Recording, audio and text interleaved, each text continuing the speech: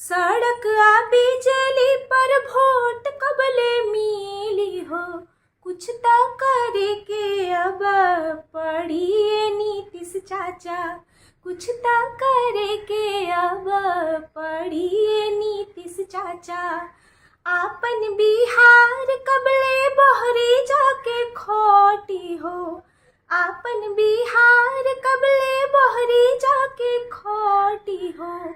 मिल factory खोले के अब पड़ी नीतीश चाचा, मिल फैक्ट्री खोले के अब पड़ी नीतीश चाचा।